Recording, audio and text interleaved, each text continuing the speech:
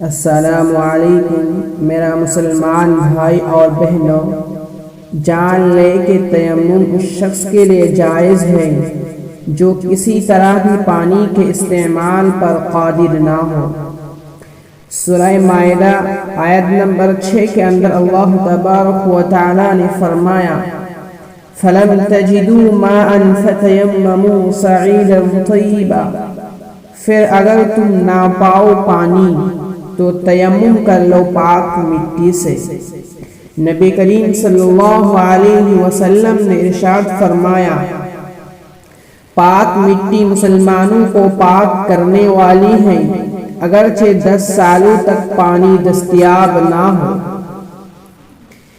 تیمم کرنے کا بہترین طریقہ یہ ہے، اول نیت کر لے کہ میں ناپاکی دور کرنے کے لیے تیمم کرتا ہوں، پھر بسم اللہ الرحمن الرحیم پڑھیں، پھر دونوں ہاتھوں کو مٹی یا پتھر وغیرہ پر مار کر دونوں ہاتھوں کو جھاڑ لے، اگر زیادہ دھول یا مٹی لگ جائے پھر چہرہ پر پھیر لے کہ کوئی جگہ باقی نہ رہے۔ اگر ایک بال کے برابر جگہ بھی چھوٹ جائے گی تو تیمم درست نہیں ہوگا۔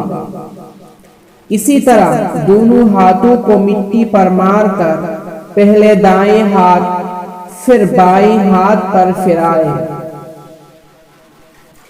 ایک بات ذہن نشین کر لیں کہ وضو اور غسل کا تیمم ایک ہی ہے، کوئی الگ نہیں، لیکن ضرور اس بات کو یاد رکھیں کہ تیمم کے اندر نیت کرنا ضروری ہے، اگر نیت نہ کرے تو تیمم درست نہیں۔